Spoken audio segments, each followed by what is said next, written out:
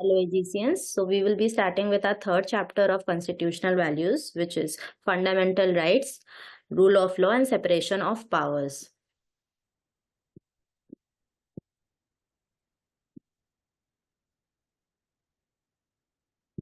Okay. Now, fundamental rights. Part 3 of the Constitution of India provides such fundamental rights. So what are the fundamental rights? There are 6 fundamental rights जो हमें याद रखनी है. The first one is right to equality from Article 14 to 18. Right to freedom from Article 19 to 22. Right against exploitation, Article 23 to 24. Right to freedom of religion, Article 25 to 28. Cultural and educational rights, Article 29 to 30. Right to constitutional remedies, Article 32 to 35. Okay. Acha. What are the reasonable restrictions against the fundamental rights? अच्छा, the fundamental rights given to a citizens are not uncontrollable. मतलब जो भी fundamental rights हमारी constitution citizens को दे रही है वो कंट्रोलेबल है. ठीक है, क्यों है? क्योंकि reasonable restrictions may be impose to the in the interest of the public. Reasonable restriction है, इम्पोज किया गया है पब्लिक के हित के लिए. ठीक है, the state may be by making law impose reasonable restriction on the exercise of the rights conferred by the aforesaid section. अच्छा, कौन से जगह पे रेस्ट्रिक्शन लगाया जा सकता है? अगर वो सिक्योरिटी ऑफ द स्टेट का मैटर है, friendly relation with foreign states है, पब्लिक ऑर्डर है, डिसेंसी और मॉरलिटी है, कंटेम्प्ट ऑफ कोर्ट है, डिफेमेशन है, इंसाइटमेंट ऑफ एन ऑफेंस है, sovereignty and integrity of India है. ठीक है, next coming to the first right. ठीक है, फर्स्ट राइट है राइट टू इक्वालिटी. अच्छा, राइट टू इक्वालिटी बेसिकली आपको बताता है कि there should be equal treatment of everyone before the law. हर एक सिटीजन को इक्वली ट्रीट किया जाएगा बिफोर द लॉ.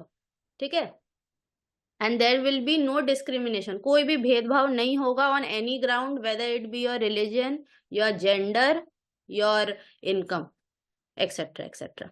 ठीक है, अच्छा, and it also abolishes untouchability.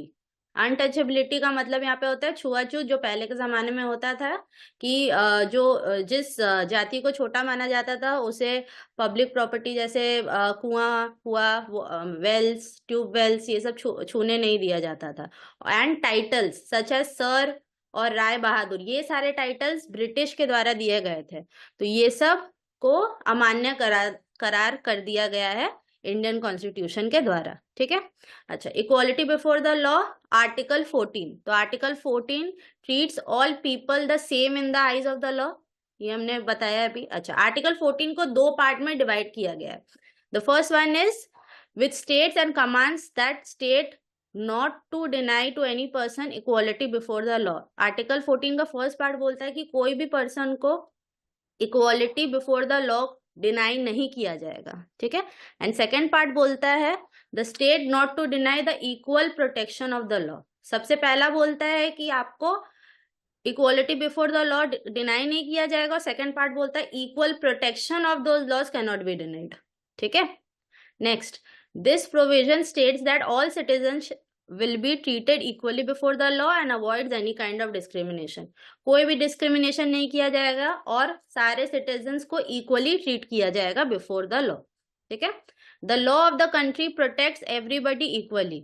जो लॉ है of the country will treat everybody equally. Under the same circumstances the law will treat people in the same manner. सारे citizens को equally treat किया जाएगा और इन द सेम मैनर. ठीक है, ये इंपॉर्टेंट है.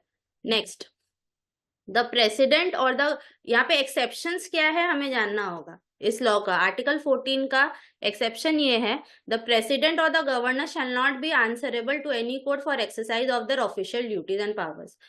कोई भी ड्यूटी जो प्रेसिडेंट और गवर्नर कर रहा है अपने रूलिंग टाइम में, उसके लिए वो लोग आंसरेबल किसी भी कोर्ट में नहीं होंगे. ठीक है, number 2, no criminal proceeding can be initiated against the president और governor during the term in office. जब तक वो उनका टर्म चल रहा है ऑफिस में, मतलब जब तक वो लोग एज प्रेसिडेंट एंड गवर्नर काम कर रहे हैं, कोई भी क्रिमिनल केस या प्रोसीडिंग उनके खिलाफ नहीं किया जा सकता है। ठीक है। Number 3, no process of arrest shall be issued by any court against the president और गवर्नर। कोई भी तरीके का अरेस्ट भी नहीं हो सकता है बाय एनी कोर्ट अगेंस्ट किसके, प्रेसिडेंट और governor. Okay. Number 4, no civil proceedings can be instituted claiming relief against the president or governors for any act done in his personal capacity during certain period। कोई भी civil proceeding, civil का मतलब यहाँ पे होता है non criminal, ठीक है, कोई भी नॉन क्रिमिनल प्रोसीडिंग भी नहीं हो सकता है अगेंस्ट प्रेसिडेंट और गवर्नर। ठीक है। Next, prohibition of discrimination, article 15। तो आर्टिकल 15 क्या कहता है कि there should be no discrimination in any manner, मतलब कोई भी बेसिस पे, चाहे वो आपका रिलीजन हो, आपका रेस हो, आपका कास्ट हो, आपका जेंडर हो या आपका प्लेस ऑफ बर्थ हो, किसी भी ग्राउंड पे आपके साथ डिस्क्रिमिनेशन या भेदभाव नहीं किया जा सकता है। ठीक है। ये भेदभाव विथ रिस्पेक्ट टू क्या, टू एक्सेस पब्लिक प्लेसेस। ऐसा नहीं हो सकता है कि हाँ चलो इस पर्टिकुलर कास्ट को हम इस पर्टिकुलर पब्लिक प्लेस में एंटर करने नहीं देंगे, या इस पर्टिकुलर जेंडर को हम लोग टैंक यूज करने नहीं देंगे, वेल्स, घास, ये सब टच करने नहीं देंगे या यहाँ जाने नहीं देंगे। ठीक है। सारे जगह पे सारा चीज हर इंसान अवेल कर सकता है। ठीक है। The article also mentions that special provisions can be made for women, children and the backward classes, notwithstanding this article. अच्छा, in spite of this article which is mentioned in the constitution, इसके अलावा भी special provisions बना सकते हैं औरतों के लिए, बच्चों के लिए और बैकवर्ड क्लासेस के लिए, so that उनके साथ डिस्क्रिमिनेशन ना हो। ठीक है। Next, equality of opportunity in matters of public employment, article 16। तो आर्टिकल 16 बेसिकली बोलता है there should be equal employment opportunities given to every citizen present in the state. ठीक है। No citizen shall be discriminated against. अच्छा, यहाँ पे भी कोई भी इंसान को आप एम्प्लॉयमेंट, पब्लिक एम्प्लॉयमेंट के लिए मना नहीं कर सकते हैं ऑन द ग्राउंड्स कि उसका रेस क्या है, रिलीजन क्या है, कास्ट क्या है, जेंडर क्या है, प्लेस ऑफ बर्थ क्या है। ठीक है। अच्छा, यहाँ पे एक्सेप्शंस है। Exceptions to this can be made for providing special provision for the backward class. जैसे हम जानते हैं कि पब्लिक एम्प्लॉयमेंट में क्या होता है, एक स्पेशल प्रोविजन बना दिया गया है फॉर SC, ST, OBC, ये सारे बैकवर्ड क्लासेस माने जाते हैं। इनको फायदा देने के लिए स्पेशल प्रोविजन बनाया गया ताकि वो लोग एम्प्लॉयमेंट पा सके, पब्लिक एम्प्लॉयमेंट पा सके। ठीक है। The first one is the parliament में however make law in regard to a class or classes of employment or appointment to office under the government local body prescribing requirement as to residence within that state or union territory। तो parliament बोल रही है कि वो लोग law बना सकते हैं with regard to a class और क्लासेस ऑफ एम्प्लॉयमेंट। जितना भी पब्लिक एम्प्लॉयमेंट है उस जगह पे पार्लियामेंट बना सकता है, जॉब्स इनिशिएट कर सकता है और रिजर्व कर सकता है jobs for the backward classes. ठीक है। नेक्स्ट, द स्टेट में make provisions for reservation in favour of backward class of citizens which in the opinion of the state is not adequately represented in the service under the state. तो state यहाँ पे provision बना सकता है for reservation of home, backward class of citizens. ठीक है। Third, the state में make provision in the matter of promotion with consequential seniority to any class or classes of post in the services under the state in favor of scheduled caste or scheduled tribes which in the opinion of the state is not adequately represented। अगर किसी भी जगह पे proper provision नहीं बनाया गया है for the scheduled caste और scheduled tribe in respect of promotion, तो प्रमोशन के लिए एक स्पेसिफिक क्लास जैसे कि शेड्यूल्ड ट्राइब और शेड्यूल्ड कास्ट के लिए अगर वो लोग पहले से काम कर रहे हैं तो वो लोग को एक प्रमोशन के लिए उनका एक अलग स्पेस छोड़ दिया गया ताकि वो लोग प्रमोट होके दूसरे लेवल पे जाए। उस जगह को फिलअप गवर्नमेंट नहीं करेगी बाहरी लोगों से। ठीक है। Next, abolition of untouchability, article 17। तो आर्टिकल 17 बताती है अबॉलिशन ऑफ अनटचेबिलिटी के बारे में, मतलब छुआछूत के बारे में। तो untouchability is abolished in all forms, कोई भी तरीके का अनटचेबिलिटी हैज बीन रिमूव्ड, ठीक है। Any disability arising out of untouchability is made an offence, कोई भी तरीके का अनटचेबिलिटी को डिसेबिलिटी बनाने के को एक ऑफेंस माना गया है। Next, abolition of titles, article 18। तो आर्टिकल 18 हमें बताती है अबॉलिशन ऑफ टाइटल्स के बारे में। टाइटल्स मतलब यहाँ पे होता है जैसे कि the state shall not confer any titles except those which are academic और मिलिट्री टाइटल्स। तो कोई भी तरीके का टाइटल एक्सेप्ट एकेडमिक और मिलिट्री टाइटल, जैसे एकेडमिक टाइटल हो गया, बहुत जितने प्रोफेसर्स होते हैं जिन्होंने अपना पीएचडी कंप्लीट कर लिया है, उनके नाम के आगे हम लोग डीआर लिखते हैं, मतलब डॉक्टर लिखते हैं, ठीक है। तो ये सारा, और मिलिट्री टाइटल जैसे कि कोई मेजर हो गया, ठीक है, मेजर दिस, तो ये सारे टाइटल्स एक्सेप्ट किए गए हैं। But apart from the academic और मिलिट्री टाइटल, सब चीज को कैंसिल कर दिया गया है, सारे टाइटल्स को। The article also prohibit citizens of India from accepting any titles from a foreign state, कोई भी इंडियन सिटीजन को प्रोहिबिट कर दिया गया है कि वो फॉरेन से कोई भी टाइटल को एक्सेप्ट करे, ठीक है। The article abolishes the titles that were awarded by the British Empire such as Rai Bahadur, Khan Bahadur etcetera. British जब यहाँ पे रूल करती थी तो उन्होंने कुछ टाइटल्स दिए थे इंडियंस को, जैसे कि राय बहादुर, खान बहादुर एक्सेट्रा। तो ये सबको गवर्नमेंट बोल रही है कि इस सबको हम लोग ने अबॉलिश कर दिया गया है। अच्छा, next, awards like Padma Shri, Padma Bhushan, Padma Vibhushan, Bharat Ratna and military honours like Ashok Chakra, Param Vir Chakra do not belong to this category.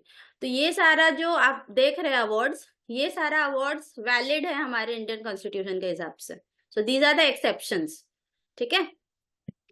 Next, article 19 of Indian constitution. तो article 19 basically guarantees you 6 freedoms, हमें 6 फ्रीडम्स मिले गए हैं। The first one is freedom of speech and expression. तो यहाँ पे बोला गया the state guarantees freedom of speech and expression to every person. तो every person, every citizen of India has been given freedom of speech, ठीक है। However, the state can impose restriction on the freedom of speech and expression in the interest of integrity, security and sovereignty of the country. यहाँ पे freedom of speech पे भी certain restrictions लगा दिए गए हैं इन द इंटरेस्ट ऑफ, अगर वो सिक्योरिटी, इंटेग्रिटी और सॉवरेंटी ऑफ द कंट्री के बारे में है तो, ठीक है, या किसी friendly relation with foreign nations है तो, ठीक है। Next, freedom to assemble. State बोलती है कि स्टेट गारंटी करती है कि एवरी पर्सन, मतलब every citizen of the country can assemble peacefully without arm. Peacefully मतलब जैसे 4 लोग या 5 लोग या 50 लोग एक साथ असेंबल हो सकते हैं, बट विदाउट आर्म्स, मतलब विदाउट आर्म्स एंड अम्यूनेशंस का मतलब होता है विदाउट बंदूक, विदाउट गन्स एंड एवरीथिंग, ठीक है। However as above reasonable restriction can be imposed. तो यहाँ पे भी रेस्ट्रिक्शन इम्पोज कर दिया जाएगा अगर it is in the interest of the sovereignty and integrity of the country, ठीक है। Next, freedom to form association, unions, cooperative societies. तो यहाँ पे स्टेट बोलती है कि in the interest of integrity, security and sovereignty, friendly relations with foreign nations, people or citizens of our country can form trade union which is a fundamental right, ठीक है। मतलब here citizens of India can form trade unions which is also their fundamental right, ठीक है।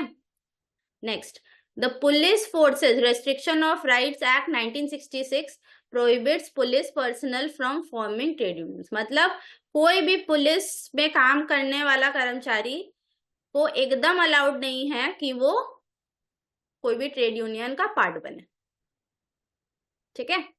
The Constitution also allows the Parliament to pass a law restricting the right to form political associations to members of the armed force, intelligence bureaus, persons employed with telecommunication system। तो Constitution और ये भी बोलती है कि अगर कोई इंसान पॉलिटिकल एसोसिएशन से का मेंबर है, या आर्म्ड फोर्स का मेंबर रह चुका है, इंटेलिजेंस ब्यूरो का मेंबर रह चुका है, या टेलीकम्युनिकेशन सिस्टम में काम कर चुका है, तो they are not allowed to form a trade union, ठीक है। Next, number 4, freedom to move freely. अच्छा, a citizen of India can move freely throughout the territory of India, but this right can also be restricted on the grounds of security, public order or for protecting the interest of the scheduled tribe. अच्छा, जैसे कि ये जानना होगा हम लोगों की a citizen of our country can move freely in India. कोई भी जगह पे इंडिया का आप फ्रीली मूव कर सकते हो, बट जहां पे ऑन ग्राउंड्स ऑफ सिक्योरिटी या पब्लिक ऑर्डर दिया गया है by the constitution to protect the interest of the scheduled tribes. अभी भी इंडिया में कुछ कुछ जगह है जहां पे in order to protect you yourself the constitution has made proper restriction so that ये आपको हार्म ना करे, क्योंकि there are still scheduled tribe. जैसे बारातंग आइलैंड में क्या है, वहां पे जरावा ट्राइब है, ठीक है, तो वहां पे आप फ्रीली मूव नहीं कर सकते हो. वहां पे एक एक करके कॉन्वॉय छोड़ा जाता है, एक एक बार 100 गाड़ी छोड़ा जाता है वहां उस एरिया से आपको क्रॉस करने के लिए, क्योंकि आप फ्रीली वहां पे ट्रेवल नहीं कर सकते, फ्रीली मूव नहीं कर सकते हो, क्योंकि अगर आपने ऐसा किया तो आप पे अटैक हो जाएगा, because the people residing over there are scheduled tribes. ठीक है, नेक्स्ट, फ्रीडम ऑफ रेसिडेंस. अच्छा, यहाँ पे citizens of India can reside in any part of the country. ठीक है, रेस्ट्रिक्शंस यहाँ पे भी है on the grounds of same security, public order, protecting the interest of the scheduled tribe. आप अब शेड्यूल्ड ट्राइब्स के जगह पे आप रिसाइड करने जाओगे तो फिर खतरा आपको ही है, तो आपको सोच समझ के जहाँ पे शेड्यूल्ड ट्राइब है उस एरिया को ओमिट करके आप इंडिया के किसी भी पार्ट में रहो तो कोई दिक्कत नहीं. ठीक है, next, freedom of profession. All citizens have the right to carry on any trade or profession, occupation, provided the trade or occupation is not illegal or immoral. ठीक है, यहाँ पे इंडिया में आपको छूट दिया गया है कि आप कोई भी प्रोफेशन या ऑक्यूपेशन कर सकते हो until and unless it is illegal or immoral. अगर आप बोलोगे मैं आप ड्रग्स बेचना शुरू कर दूं, ठीक है, तो ये तो इलीगल है, तो ये तो अलाउड नहीं है अपने इंडिया में. ठीक है, तो until and unless any profession or occupation is illegal, आप ये कर सकते हो इंडिया में. ठीक है, नेक्स्ट, आर्टिकल 20. तो आर्टिकल 20 क्या बताती है? Article 20 basically deals with the protection of citizens in respect of conviction for offenses. ठीक है, मतलब आर्टिकल 20 बेसिकली आपको बताती है protection of citizen in respect of अगर कोई ऑफेंस आपसे हो गया, कोई गलती आपसे हो गई है, तो उस जगह पे आपको क्या करना चाहिए. The first one is retrospective criminal legislation. So this is also known as ex post facto criminal legislation. Under this, a person cannot be convicted for an act that was committed at a time when the act had not been declared by law as an offense. तो ये basically आपको बताती है कि आप किसी भी person, किसी भी इंसान को आप पकड़ नहीं सकते हो जो क्राइम उसने तब किया है जब ये लॉ एक्टिव नहीं था या जब ये लॉ को पास नहीं किया गया था, इन शॉर्ट. ठीक है, next, double jeopardy. Double jeopardy मतलब this indicates that a person can not be convicted for the same offence more than once. Double jeopardy basically बोलती है अगर आपसे एक बार गलती हुई है और आपको एक बार पकड़ा गया तो आपको सेकेंड टाइम उसी ऑफेंस के लिए नहीं पकड़ा जा सकता है. ठीक है, number 3, prohibition against self incrimination. This implies that no person accused of an offense shall be compelled by the state to bear witness against himself. तो ये बेसिकली बोलती है कोई भी पर्सन अगर उससे कोई ऑफेंस हो गया है तो बाय द स्टेट आप उसके अगेंस्ट में विटनेस नहीं ला सकते हो. ठीक है, नेक्स्ट, आर्टिकल 21. तो article 21 basically states that no person shall be deprived of his life and personal liberty by the state except as per the procedure established by law. तो बेसिकली आर्टिकल 21 कहता है कि कोई भी पर्सन को आप उससे उसके जीने की उसका लाइफ या पर्सनल लिबर्टी छीन नहीं सकते. ठीक है, the supreme court has interpreted the right to life as the right to dignified life. तो सुप्रीम कोर्ट बेसिकली बोल रही है कि द राइट टू लाइफ जो मिल रहा है सिटीजन्स को उसको प्रोसेस करके वो बोल रहे हैं कि it has been processed to right to a dignified life. ठीक है, this is the most important right in one sense because without this right to life all other fundamental rights would be meaningless. तो basically बोल रहा है कि अगर right to life ही नहीं रहेगा तो बाद बाकी जितना भी फंडामेंटल राइट सिटीजन्स को मिल रहा है वो सारे बेकार है. ठीक है, next, It is the article that differentiates between a police state and a constitutional state. So here in this article basically it states and differentiates between a police state and a constitutional state. ठीक है. अच्छा, article 21 subsection ए क्या बोलती है? This article was introduced by the 86th constitutional amendment in 2002. It provides that the state shall provide free and compulsory education to all children between the ages of 6 and 14. तो 86 constitutional amendment जो हुआ था 2002 में, उसके बाद बोला गया है कि स्टेट जो है वो प्रोवाइड करेगी फ्री में एंड कंपलसरी एजुकेशन टू सारे बच्चे जो भी एज कर रहे हैं फ्रॉम 6 to 14. ठीक है. Next, article 22. Article 22 basically tells you with the protection against arrest and detention in certain cases. यहाँ पे basically article 22 arrest and detention के बारे में बता रही है. तो this article is applicable to both citizens and non-citizens. तो ये article is applicable to both citizen of the country and non-citizen of the country, मतलब इंडिया. ठीक है. This provision extends certain procedural safeguards for individuals in case of an arrest. It comes into the picture after a person has been arrested. It is not a fundamental right against detention and arrest. So it comes in the picture जब एक person को arrest कर दिया जाता है. ठीक है. अच्छा, the idea behind this right is to prevent arbitrary arrest and detention. तो ये idea कब आया है? In order to prevent arbitrary arrest. Arbitrary arrest तब माना जाता है अगर किसी पर्सन को आपने अरेस्ट किया है लेकिन उसके खिलाफ आपके पास प्रॉपर सबूत नहीं है. ठीक है. The article provides the following safeguards. Article 22 subsection 1. Any person who is in custody has to be informed as to why he has been arrested.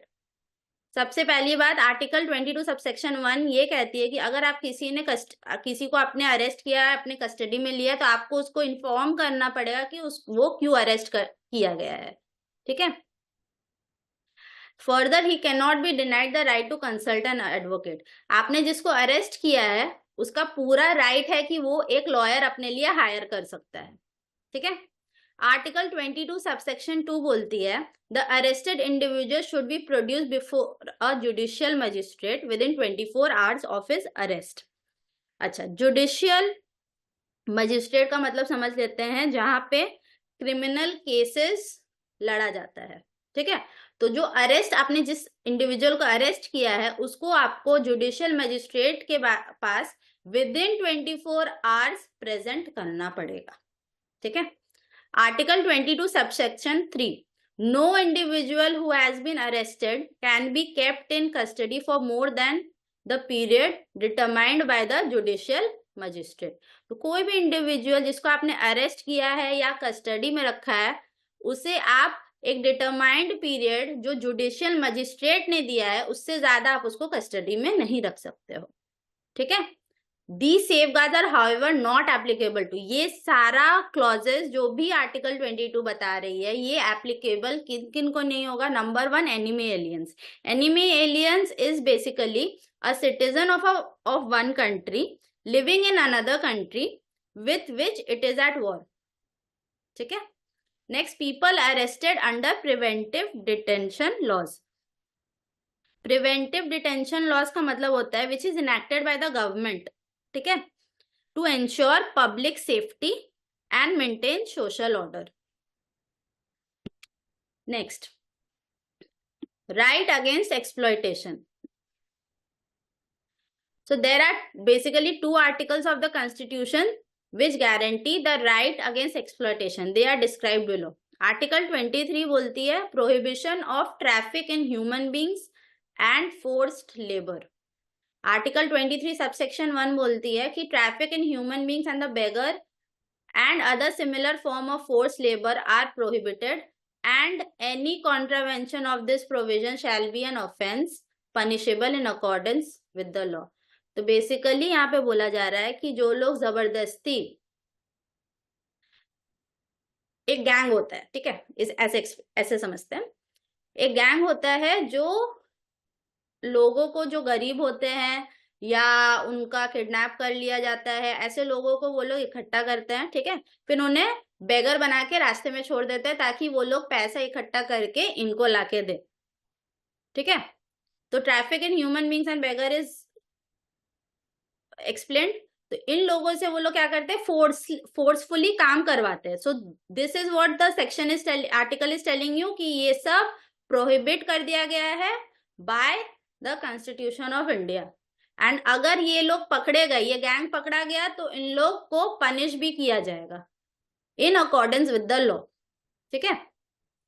Article 23 subsection 2, nothing in this article shall prevent the state from imposing compulsory service for public purposes, and in imposing such service the state shall not make any discrimination on grounds only of religion, race, caste or class of enemy।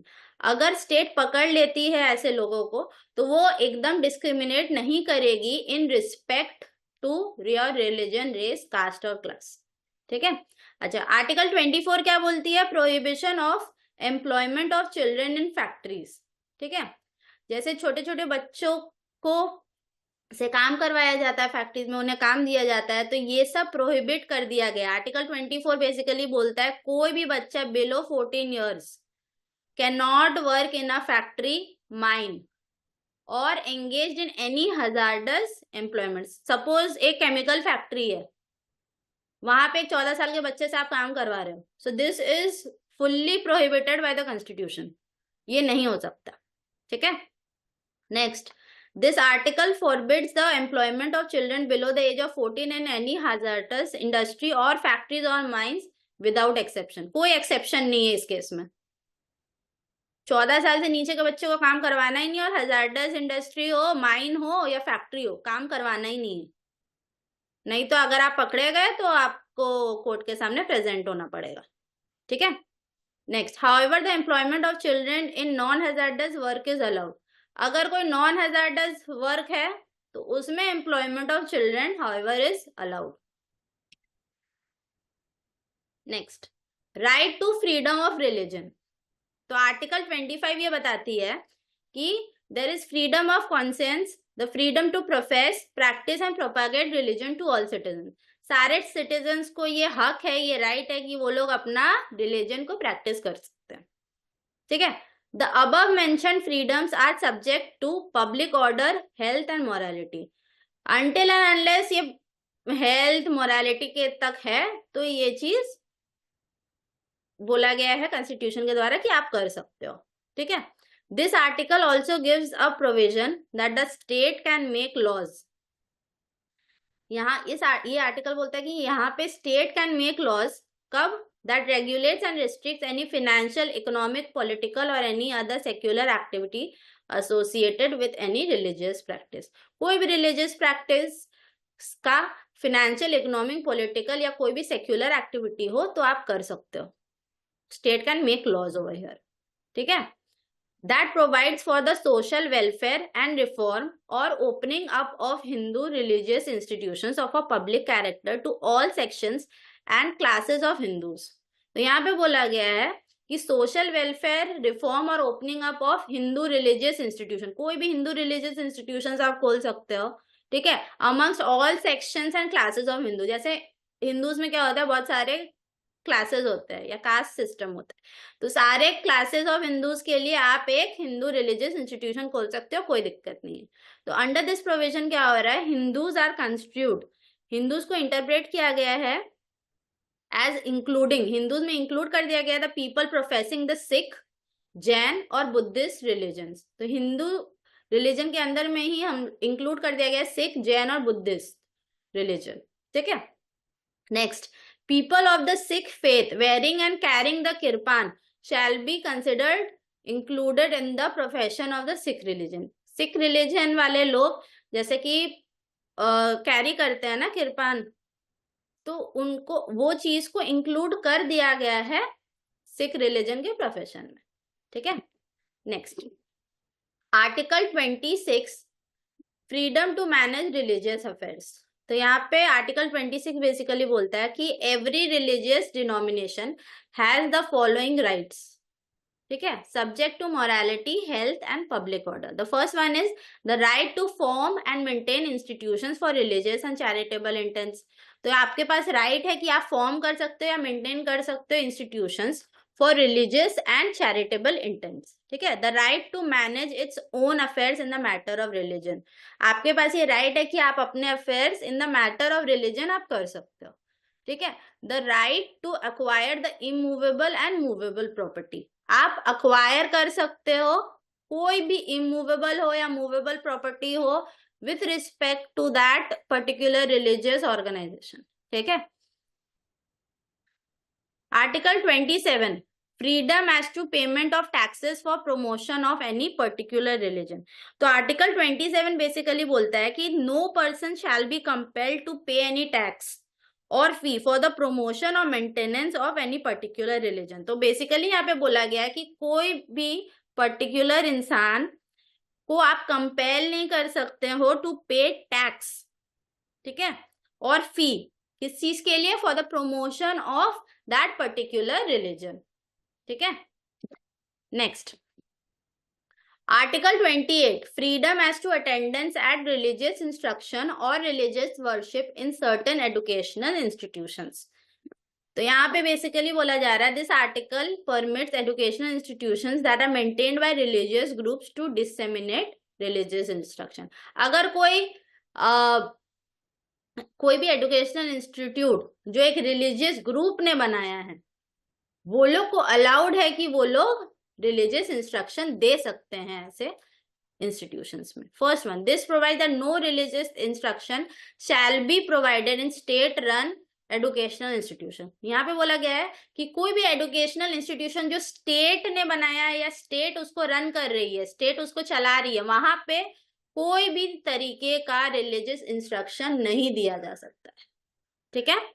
Next, educational institutions administered by the state but that were established under any endowment or trust which requires that religious instruction shall be imparted in such institution are exempt from the above clause। Basically यहाँ पे बोला जा रहा है कि कोई भी educational institutions जो एडमिनिस्टर कर रहा है स्टेट, मतलब स्टेट इसको रन नहीं कर रहा है बट उसको एडमिनिस्टर कर रहा है, ठीक है, वहां पे भी you can not give any kind of religious instruction, ठीक है। Next, any person who attends any educational institution recognized by the state or receiving state aid shall not be required to participate in any religious instruction that may be imparted in such institution। अगर आप कोई educational अगर आप कोई educational institution जा रहे हो which is recognised by the state, वहां पे आप जाके किसी भी तरीके का रिलीजियस इंस्ट्रक्शन में पार्ट नहीं ले सकते हो, और also attend any religious worship in such institution unless he or she has given consent for the same. तो यहाँ पे आप कोई रिलीजियस वर्शिप भी नहीं कर सकते हो, अगर आपको करना है तो आपको एक कंसेंट देना पड़ेगा। इन केस ऑफ माइनस, अगर आप 18 साल के नीचे हो तो गार्जियन को ये कंसेंट देना पड़ेगा, ठीक है। Next, cultural and educational rights. तो आर्टिकल 29 बेसिकली बताती है आपको protection of interest of minorities, ठीक है। माइनॉरिटीज होते हैं वो ग्रुप ऑफ पीपल या सेक्शन ऑफ पीपल जिनका कल्चर, लैंग्वेज, सब कुछ हमारे से अलग होता है। हमारे से मतलब हम लोग जैसे हिंदी भाषी लोग हैं या जो स्पेसिफिक लैंग्वेज, जो यहाँ पे मेन लैंग्वेजेस है हिंदी, इंग्लिश, उर्दू, मतलब हर स्टेट का एक अपना लैंग्वेज होता है। माइनॉरिटी ग्रुप होते हैं वो बहुत छोटे होते हैं, वो एक specific area of a particular country में रिसाइड कर रहे होते हैं, ठीक है। तो यहाँ पे बोला गया है to protect the interest of those minority groups. Article 29 subsection 1 कहती है this provides any section of the citizens residing in India having a distinct culture, language और script the right to conserve their culture, language and script, ठीक है। यहाँ पे ये लोग को प्रोटेक्ट करना है। टू कंजर्व, कंजर्व मतलब ऐसा ना हो कि इसको कंजर्व नहीं किया गया और ये अबॉलिश हो जाए, एक टाइम के बाद ये कहीं पर खो जाए, ठीक है। आर्टिकल 29 सबसेक्शन 2 कहती है the state shall not deny admission into educational institute maintained by it और those that receive aid from it to any person based only on race, religion, caste, language or any of them। तो state बोलती है कि वो admission deny नहीं करेगी इन educational institute just because उनका रेस, रिलीजन, कास्ट, लैंग्वेज अलग है बाकी सबसे, ठीक है। Article 30, right of minorities to establish and administer educational institution. तो यहाँ पे बेसिकली बोला गया है article 30 is also known as charter of educational rights. ये अपने को याद रखना है कि article 30 is also known as charter of educational rights. यहाँ पे क्या हो रहा है, आर्टिकल 30 सबसेक्शन 1 बोल रही है कि all religious and linguistic minorities have the right to establish and administer educational institutions of their choice। तो कोई भी रिलीजियस या लिंग्विस्टिक माइनॉरिटी हुआ, उनके पास राइट है कि वो अपना एक एजुकेशनल इंस्टीट्यूट एस्टैब्लिश कर सकते हैं, उनको रन कर सकते हैं ऑफ देयर चॉइस, ठीक है। आर्टिकल 30 सबसेक्शन 2 बोलती है the state shall not when granting aid to educational institution discriminate against any educational institution on the ground that it is under the management of a minority whether based on religion or language। तो यहाँ पे basically बोला जा रहा है कि the state shall not when granting aid, अगर state कोई एड ग्रांट कर रहा है educational institutions which is run by the minorities, ठीक है, वो एकदम डिस्क्रिमिनेट नहीं कर सकता है जस्ट बिकॉज उनका रिलीजन या लैंग्वेज अलग है बाकी सबसे, ठीक है। Next, right to constitutional remedies. तो राइट टू कॉन्स्टिट्यूशनल रेमेडीज का मतलब जानते हैं। First thing is what is a writ. तो writs are basically written orders issued by the supreme court of India to provide constitutional remedies to protect the fundamental rights of citizens from a violation. Suppose if any of our fundamental right gets violated, तो हम किसके पास जाएंगे मदद मांगने के लिए या remedy मांगने के लिए? कोर्ट्स के पास। तो इंडिया में आप सुप्रीम कोर्ट या किसी भी हाई कोर्ट के पास जाओगे ये लेके कि हमारी फंडामेंटल राइट वायलेट कर दी गई है, तो आपको कॉन्स्टिट्यूशनल रेमेडीज प्रोवाइड कर दी जाएगी in form of written orders और writs by the supreme court of India, ठीक है। अच्छा, facts about writs in India. Article 32 also empowers parliament to authorise any other court to issue these rights. तो article 32 बोलती है कि parliament authorise कर सकती है सुप्रीम कोर्ट के अलावा और भी किसी कोर्ट को ऑथोराइज कर सकती है to issue what, to issue rights, ठीक है। Before 1950 only the high courts of Calcutta, Bombay and Madras had the power to issue these rights. तो 1950 के पहले क्या होता था, only the high courts of Calcutta, Bombay and Madras had the power to issue these rights. Article 226 empowers all the high courts of India to issue these rights। तो article 226 basically बोलती है, empower करती है कि सारे हाई कोर्ट जितने भी प्रेजेंट है इंडिया में, दे कैन इशू राइट्स, ठीक है। Next, writs of India are borrowed from English law where they are known as prerogative writs. Next, types of writs. तो what are the types of writs? The first one is habeas corpus। तो habeas corpus is a right that is enforced to protect the fundamental right to liberty of an individual against unlawful detention। अगर unlawfully आपको detain किया जा रहा है या आपको पकड़ा जा रहा है, तो आपको एक राइट प्रोवाइड किया जाएगा by the high court which is known as habeas corpus. This right commands a public official to deliver a detain person in front of the court and provide valid reasons for the detention. तो ये right basically command करता है एक public official को जिसने आपको पकड़ा है, जिसने आपको डिटेन किया है, to send you in front of the court and provide valid reasons why he has detained you, ठीक है। However, this right cannot be issued in case of the proceeding is for contempt of a legislature or a court। next type of right is certiorari, ठीक है। The right of certiorari is issued to a lower court directing that the transfer of a case for review, usually to overrule the judgment of the lower court। तो basically ये issue किया जाता है एक lower court को।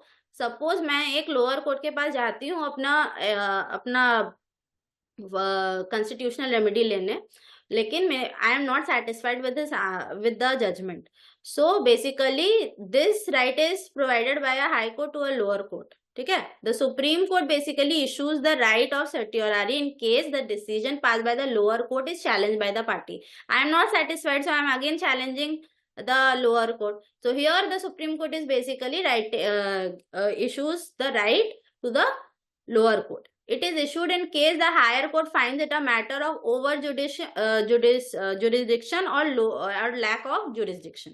अगर supreme court को लगता है कि लोअर कोर्ट ने जो जजमेंट पास किया है वो या तो ओवर जुरिस्डिक्शन का मैटर है या लैक ऑफ जुरिस्डिक्शन का मैटर है, तो वो ये टाइप ऑफ राइट को इशू करती है। ठीक है, next type of writ is prohibition. तो prohibition is a writ issued by a higher court to a lower court to enforce inactivity in the jurisdiction.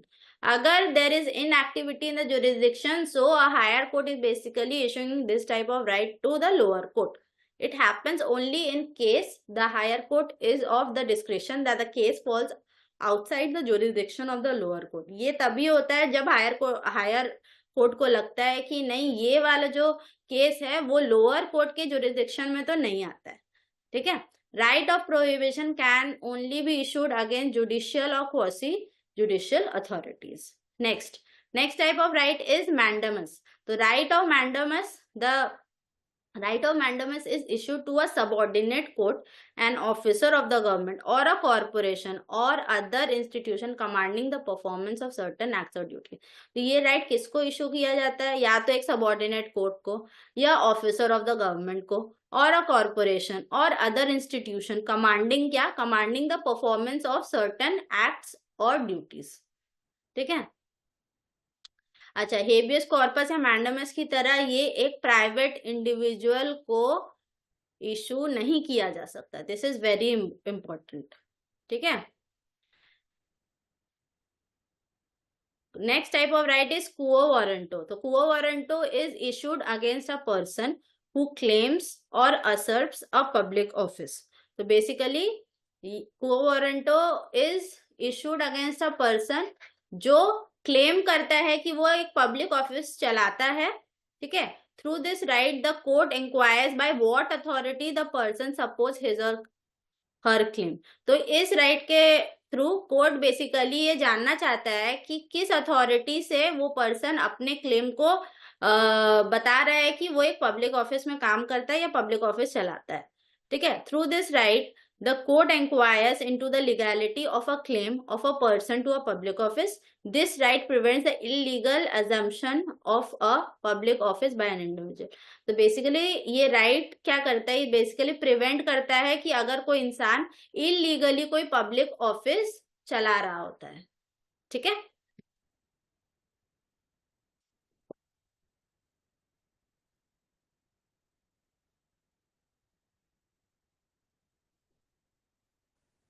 Article 32 of the Constitution of India basically tells you that it is the fundamental right which states that individuals have the right to approach the Supreme Court. ठीक है, individuals के पास right है कि वो Supreme Court को approach कर सके in order to enforce any of the fundamental rights which is recognized by the Constitution of India. ठीक है, तो सुप्रीम कोर्ट इन रिटर्न क्या करेगा? वो राइट्स इशू कर सकते हैं। ठीक है, इन द फॉर्म ऑफ हमने जितना भी फॉर्म्स किया था राइट्स का, जितने टाइप्स थे, habeas corpus, mandamus, prohibition, quo warranto and certiorari, तो इन फॉर्म्स में वो राइट्स इशू कर सकता है। कौन कर सकता है? Supreme court. ठीक है, next, without prejudice to the powers conferred on the Supreme Court by clauses 1 and 2, Parliament may by law empower any other court to exercise within the local limits of its jurisdiction ill or any of the powers exercisable by the Supreme Court under clause 2. तो बोल रहे हैं कि clauses 1 and 2 में जो भी लिखा हुआ है, पार्लियामेंट कैन बाय एनी, मतलब पार्लियामेंट कोई भी लॉ बना के एम्पावर कर सकता है किसी भी कोर्ट को, so that they can issue rights with in their local limits. ठीक है, नेक्स्ट आर्टिकल 33। तो आर्टिकल 33 में क्या हो रहा है? Basically it empowers the parliament to make laws that would restrict the application of fundamental rights. मतलब बेसिकली इसमें पार्लियामेंट को राइट दिया जा रहा है कि वो लोग रेस्ट्रिक्ट कर सकते हैं fundamental rights in case of certain individuals और मेंबर्स ऑफ क्या members of the armed forces, members of the forces charged with the maintenance of public order, या कोई इंसान जो टेलीकम्युनिकेशन सिस्टम में काम कर रहा है, या कोई इंटेलिजेंस ब्यूरो में काम कर रहा है, ये लोग वो लोग रेस्ट्रिक्ट कर सकते हैं फंडामेंटल राइट्स। ठीक है, next article 35 of the constitution of India. तो आर्टिकल 35 में बेसिकली बोला जा रहा है इट गिव्स द पार्लियामेंट, ध्यान से सुनिएगा, आर्टिकल 35 में बेसिकली हो रहा है कि it gives the parliament exclusive power. तो यहाँ पे पार्लियामेंट को एक्सक्लूसिव पावर मिल रहा है to make laws in case of what in case of article 16 का सब क्लॉज 3, आर्टिकल 32 का sub clause 3 and article 33 and article 34। Okay अच्छा, इस आर्टिकल से और एक चीज पता चलता है कि पार्लियामेंट के पास राइट है कि वो प्रिस्क्राइब कर सकते हैं पनिशमेंट फॉर दोज एक्ट्स। मतलब जो जो एक्ट्स का आर्टिकल्स का नाम मैंने बोला आपको, उन केसेस में पार्लियामेंट पनिशमेंट भी प्रिस्क्राइब कर सकता है।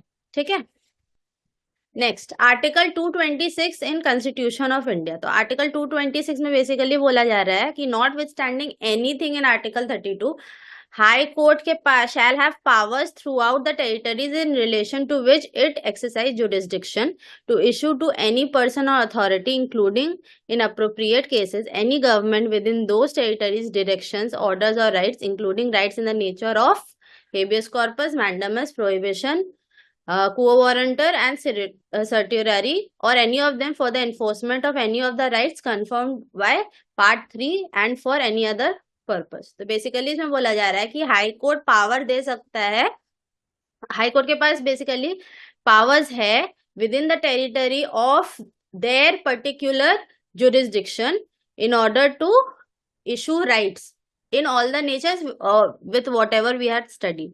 ठीक है, next the power confirmed by clause 1, मतलब क्लॉज 1 हमने पढ़ा अभी, टू इशू डायरेक्शंस, मतलब यहाँ पे क्या कर सकता है हाई कोर्ट, इशू कर सकता है direction to any government to issue to any other court to issue rights to any government authority. ठीक है, इन जुरिस्डिक्शन, जहाँ पे अगर वो केस होल्ली हुआ है या पार्टली हुआ है, यहाँ पे हाई कोर्ट ये राइट दे रहा है उस पर्टिकुलर कोर्ट को जो विद इन द टेरिटरी जहाँ पे वो चीज हुआ है, होल्ली हुआ हो या पार्टली हुआ हो, टू इशू राइट्स। ठीक है, नेक्स्ट राइट टू प्राइवेसी। तो right to privacy is article 21। तो राइट टू प्राइवेसी का मतलब होता है article 21 of the Indian constitution basically says कि आप सिटीजन्स ऑफ इंडिया को मिलेगा right to life and right to personal liberty. ठीक है, according to this article every person, citizens and non citizens have the right to live and the right to have personal liberty. मतलब यहाँ के citizens हो या non citizens हो, उनके पास ये राइट है कि राइट टू लिव है and right to have personal liberty. ठीक है, next rule of law. Rule of law हमने पहले भी पढ़ा है। रूल ऑफ लॉ बेसिकली आपको कहता है कि कोई भी इंसान हो या गवर्नमेंट हो, कोई भी लॉ के ऊपर नहीं है, लॉ सबसे ऊपर है। ठीक है, rule of law under Indian constitution पढ़ते हैं। In Indian constitution rule of law has been adopted under the preamble where the ideals of justice, liberty and equality are ensured. तो यहाँ पे बोला जा रहा है रूल ऑफ लॉ किसमें अडॉप्ट किया गया है, preamble of the Indian constitution, जिसमें ये फैक्टर्स थे जस्टिस, लिबर्टी और इक्वालिटी का बात किया गया था।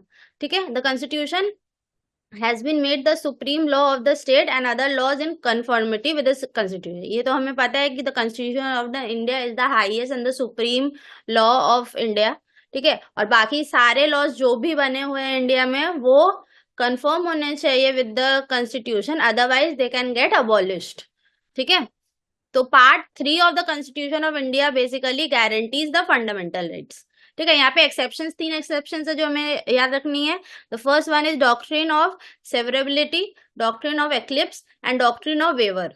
ठीक है, next article 31A of the constitution of India. तो article 31A of the constitution of India basically tells you कि the government can acquire the property of any citizen. ठीक है, यहाँ पे बेसिकली बोला जा रहा है कि गवर्नमेंट किसी भी इंसान का प्रॉपर्टी ले सकती है। ठीक है, और इससे fundamental rights of any of the section such as article 14 या 19 का वायोलेशन नहीं होगा। मैं फिर से एक बार बता रही हूँ कि आर्टिकल 31 बेसिकली बोलता है कि the government can acquire, government ले सकती है किसी भी इंसान का प्रॉपर्टी, सिटीजन ऑफ इंडिया का प्रॉपर्टी। ठीक है, और इससे किसी भी इंसान का fundamental right according to article 14 और 19 is not getting violated, in short. ठीक है, अच्छा, ये सब कब हो सकता है? देखिए, अगर स्टेट को लग रहा है कि उस प्रॉपर्टी को लेने से उसका वो एक्सटिंग्विश नहीं होगा या उसको मॉडिफाई किया जा सकता है, तब क्या कर सकती है गवर्नमेंट? वो प्रॉपर्टी ले सकती है अगर उसको मॉडिफाई करनी है वो प्रॉपर्टी, या उसको लग रही है कि ये प्रॉपर्टी है और ये अब धीरे धीरे ये एक्सटिंग्विश हो जाएगी, तो फिर गवर्नमेंट क्या करेगी? वो प्रॉपर्टी ले सकती है। ठीक है। Next, the taking over of the management of any property by the state for a limited period, either in the public interest or in order to secure the proper management of the property. अगर government को लगती है कि ये property जो है वो properly manage नहीं किया जा रहा है, ठीक है, तो वो कुछ टाइम पीरियड के लिए उस प्रॉपर्टी को लेके उसको मैनेज कर देगी, या अगर ये पब्लिक इंटरेस्ट में ये जान रही है कि ये प्रॉपर्टी से पब्लिक को बहुत फायदा होने वाला है, तब वो उस प्रॉपर्टी को अक्वायर करेगी। ठीक है। The amalgamation of two or more corporations either in the public interest or in order to secure the proper management of any of the corporation. अगर गवर्नमेंट को लग रहा है कि दो कंपनी को अमेलगमेट करके वो उस प्रॉपर इंस्टीट्यूशन को अच्छे से रन कर पाएगी, so that it is beneficial for the public, तो गवर्नमेंट ऐसा कर सकती है। ठीक है। द एक्सटिंग्विशमेंट और modification of any rights of managing agent, secretaries and treasurers, managing directors और मैनेजर ऑफ कॉर्पोरेशन। तो अगर गवर्नमेंट को लग रहा है कि एक्सटिंग्विश हो रहा है या मॉडिफाई करना चाहता है वो किसी भी मैनेजिंग एजेंट का राइट्स को, सेक्रेटरीज को, ट्रेजरर्स को, तो वो प्रॉपर्टी वो ले सकता है। ठीक है। नेक्स्ट है आर्टिकल 31B। तो आर्टिकल 31B बेसिकली कहता है कि none of the acts placed in the 9th schedule, कोई भी act place which is placed in the 9th schedule shall become void on the ground that they violate rights under part 3 and no judicial review is possible। तो यहाँ पे बोला जा रहा है कि none of the acts which is specified in the 9 schedules, ठीक है, shall be deemed to be void or ever to have become void on the ground that such act, regulation or provision in the is consistent with or takes away or abridges any of the rights conferred by any provision of this part, and notwithstanding any judgment, decree or order of any court or tribunal to the contrary, each of the said acts and regulations shall, subject to the power of any competent legislature to repeal or amend it, continue in force। तो यहाँ पे basically बोला जा रहा है कि कोई भी एक्ट जो 9th शेड्यूल में है, ठीक है, वो वॉइड हो जाएगा ऑन द ग्राउंड कि अगर वो वायोलेट कर रहा है कोई भी rights which is specified in part 3 and there is no judicial review, मतलब आप किसी कोर्ट में गए ही नहीं हो, ठीक है, and no judicial review is possible, मतलब अगर किसी कोर्ट से कोई जुडिशियल रिव्यू नहीं आया तो वो एक्ट को वॉइड माना जाएगा। ठीक है।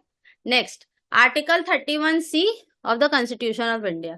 तो आर्टिकल 31C बेसिकली बोलता है notwithstanding anything contain in article 13, no law giving effect to the policy of the state towards securing all or any of the principles laid down in part 4 shall be deemed to be void on the ground that it is inconsistent with or takes away or abridges any of the rights conferred by 5 article 14 or 19 and no law containing any declaration that it is giving effect to such policy।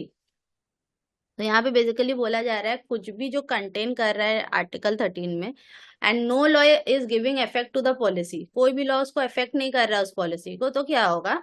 उसको any of the principle which is specified here in part 4 shall be deemed to be void, कुछ भी होगा which whatever principles are specified in part 4 shall be deemed to be void अगर वो inconsistent है with the rights which is mentioned in article 14 और 19। ठीक है। Next, meaning of separation of powers. यहाँ पे separation of powers basically means कि governance को 3 पार्ट में डिवाइड किया गया है। The first one is legislature, second is executive and third is judiciary. ठीक है।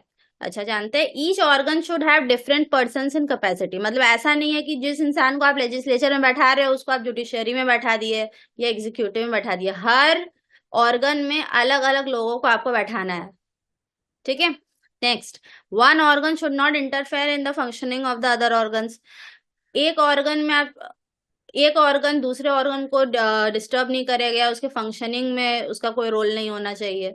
One organ should not exercise a function of another organ, मतलब जो हर स्पेसिफिक ऑर्गन को अपना सेपरेटली काम करना है। ठीक है। Next, significance of the doctrine. Significance of the doctrine मतलब चलिए पढ़ते हैं। Why do we need a separation of power, मतलब हम लोग को सेपरेशन हमने क्यों किया in 3 parts? So that there is concentration of, so that there is no concentration of power. अगर एक ही जन सब चीज मैनेज करेगा तो फिर क्या होगा, वहां पे मैल एडमिनिस्ट्रेशन होगा, ठीक है, करप्शन हो सकता है, नेपोटिज्म हो सकता है, अब्यूज ऑफ पावर हो सकता है। इसीलिए 3 चीज में हमने डिवाइड किया है चीजों को, ठीक है। तो hence the importance of separation of powers are, first one is keeps away autocracy. Autocracy का मतलब होता है कि जो चीज एक जन रूल कर रहा है, तो यहाँ पे क्या हो रहा है, जैसे कि डिवीजन हो जा रहा है, तो ऑटोक्रेसी यहाँ पे नहीं है, तो that is why keeps away autocracy. Second, safeguards individual liberty. Third, helps create an efficient administration. Fourth, judiciary's independence is maintained. Fifth, prevents the legislature from enacting arbitrary or unconstitutional laws. ठीक है। Next, organs of separation of powers. What are the organs? This is already discussed. The first one is legislative. तो legislative basically क्या होता है? Legislative organ जो होता है वो basically rule making body होता है, ठीक है। Their primary function is to make laws for a good governance, ठीक है। तो यहाँ पे वेयर पार्लियामेंट में 2 पार्ट है, लोकसभा एंड राज्यसभा, और स्टेट लेजिस्लेटिव बॉडीज है। नेक्स्ट ऑर्गन है एग्जीक्यूटिव। ये वाला जो ब्रांच है गवर्नमेंट का, वो क्या करता है, is responsible for governing the state. The executive mainly implement and enforce laws. ये इंपॉर्टेंट है कि एग्जीक्यूटिव यहाँ पे क्या करते हैं, इम्प्लीमेंट करते हैं और एनफोर्स करते हैं लॉज को, ठीक है। सेंट्रल लेवल पे प्रेसिडेंट रहते हैं एंड स्टेट लेवल पे गवर्नर रहते हैं, ठीक है। The third organ is judiciary. The judiciary basically plays a very crucial role. It interprets and applies the law. Very important. It interprets and applies the laws made by the legislature and safeguards the rights of the individuals. ठीक है। यहाँ पे judiciary में सबसे highest है supreme court, उसके बाद बाकी सारे स्टेट्स के high courts and other subordinate courts, ठीक है। Next, specific powers of the 3 organs. ये 3 ऑर्गन्स के स्पेसिफिक पावर्स क्या है? आर्टिकल 50 बोलता है कि this article puts an obligation over the state to separate the judiciary from the executive. Article 50 बोलता है कि एक ऑब्लिगेशन कर दिया कि स्टेट टू सेपरेट जुडिशरी को एग्जीक्यूटिव से अलग करने का, क्योंकि this falls under the directive principles of the state policy and it is not enforceable, ठीक है। आर्टिकल 123 बोलता है the president being the executive head of the country is empowered to exercise legislative powers. President जैसे कि executive head है हमारे country का, तो उनके पास ये पावर है कि वो एक्सरसाइज कर सकते हैं अपना लेजिस्लेटिव पावर, ठीक है, इन सर्टेन कंडीशंस ओनली। सारे कंडीशंस में नहीं, in certain conditions only. Next, article 121 and 211 बोलता है these provide that the legislatures can not discuss the conduct of a जज ऑफ द सुप्रीम कोर्ट और high court. They can do so only in case of impeachment. Impeachment का मतलब होता है कि to charge with a crime और misconduct, ठीक है। तो यहाँ पे बोला जा रहा है कि लेजिस्लेचर्स जो होते हैं वो डिस्कस नहीं कर सकते द कंडक्ट ऑफ अ जज ऑफ द सुप्रीम कोर्ट, क्योंकि दे आर इंडिपेंडेंट, है ना। वो तभी कर सकते हैं अगर they are charging them with a crime or misconduct. Next, Article 361, the president and the governors enjoy immunity from court proceedings. तो Article 361 बोलता है the president और governor जो होते हैं वो enjoy करते हैं immunity from the court proceedings, ठीक है। Next, Article 53 in Constitution of India basically tells you the executive power of the union shall be vested in the president, shall be exercised by him either directly or through officers subordinate to him in accordance with this constitution. तो इसमें बोला जा रहा है जो executive power है वो president के पास रहता है और ये वो एक्सरसाइज कर सकते हैं डायरेक्टली या through his officers which are subordinate to him, ठीक है। Next, article 154 of the constitution of India basically tells you कि the executive power of the state shall be vested in the governor and shall be exercised by him either directly or through officers subordinate to him in accordance with the constitution. The executive power of the state is vested in the governor in case of states, ठीक है। Union के time पे president and state के time पे governor, ठीक है। और ये वो एक्सरसाइज कर सकते हैं डायरेक्टली और इनडायरेक्टली थ्रू हिज ऑफिसर्स। ठीक है, नेक्स्ट, checks and balances. तो checks and balances basically means the judiciary has the power of judicial review over the actions of the executive and the legislation. तो judiciary के पास ये power होता है कि वो लोग review कर सकते हैं किसके actions को, executive और legislature को। ठीक है, the judiciary has the power to strike down any law passed by the legislature if it is unconstitutional or arbitrary as per article 13। ठीक है, तो आर्बिट्रेरी बेसिकली मींस कि जो चीज एक प्रिंसिपल को फॉलो करके नहीं किया जा रहा है। तो द जुडिशरी के पास क्या पावर होता है, वो कोई भी लॉ को स्ट्राइक डाउन कर सकते हैं अगर उन्हें लगता है कि लेजिस्लेचर ने जो लॉ पास किया है उस हिसाब से वो अनकॉन्स्टिट्यूशनल या आर्बिट्रेरी है एज पर आर्टिकल 13। ठीक है, it can also declare unconstitutional executive actions as well. तो वो जुडिशरी क्या कर सकता है, डिक्लेयर कर सकता है unconstitutional executive actions as void भी वो डिक्लेयर कर सकता है। The legislature also reviews the functioning of the executive. Legislature review कर सकता है फंक्शनिंग ऑफ द एग्जीक्यूटिव। ठीक है, next, organs of the government. तो ऑर्गन्स हमने पढ़ा था फर्स्ट वन, चलिए पढ़ते हैं लेजिस्लेचर। लेजिस्लेचर का क्या काम है, it forms laws and procedures along with examining the administration and its resolutions.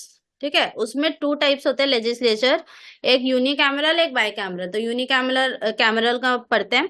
तो unicameral is basically it is a form of legislature where only one house, मतलब one central unit exist to make and implement laws for the country और state. तो यहाँ पे basically बोला जा रहा है यहाँ पे सिर्फ there will be only one house which will be making the laws and implement them for the whole country or state। ठीक है, there are 22 states which have unicameral structure। ठीक है, 22 states है हमारे कंट्री में जहाँ पे यूनिकैमरल स्ट्रक्चर है। Next, bicameral legislature. तो बेसिकली यहाँ पे क्या है, बाइकैमरल में there are two houses, unicameral में there was one house, bicameral में देर आर टू हाउस। ठीक है, the role of functioning and administration of a state or nation in this setup are distributed among two houses। जो हमने कहा the two houses are Lok Sabha and Rajya Sabha। House of People is also known as Lok Sabha and Council of States is known as Rajya Sabha। ठीक है, यहाँ पे 6 states है जहाँ पे बाइकैमरल लेजिस्लेचर फॉलो होता है। ठीक है,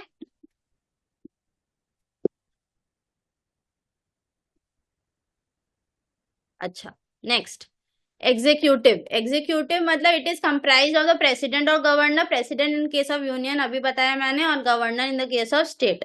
ठीक है, council of minister at union और state level along with the administration which executes and enforces laws made by the legislature. The executive is the organ that implements the law enacted by the legislature। Very important. तो यहाँ पे executive का क्या काम होता है, executive का काम होता है कि वो इम्प्लीमेंट करते हैं laws which is enacted by the legislature.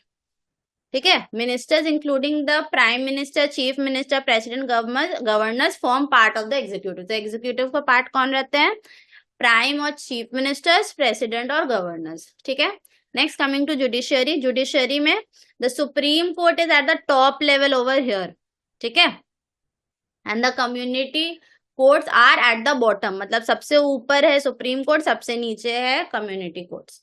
ठीक है, दे इंटरप्रेट द लॉज मेड। ये क्या करते हैं, ये इंटरप्रेट करते हैं लॉज को। The judiciary is that branch of government that interpret the law, settles disputes and administers justice to all citizen. Judiciary का काम है कि वो प्रोवाइड करेंगे justice to all the citizens. अच्छा, it comprises of the supreme court, high courts, district and other subordinate courts. ठीक है, next, what is the difference between unicameral and bicameral legislature. तो हाउस कितना था, मैंने कहा था यूनिकैमरल में 1, बाइकैमरल में 2। गवर्नमेंट सिस्टम क्या है यूनिकैमरल के केस में, इट इज यूनिटरी, बाइकैमरल में फेडरल। ठीक है, डिसीजन मेकिंग यूनिकैमरल के केस में क्या होता है, एफिशिएंट होता है, फ्लेक्सिबल होता है।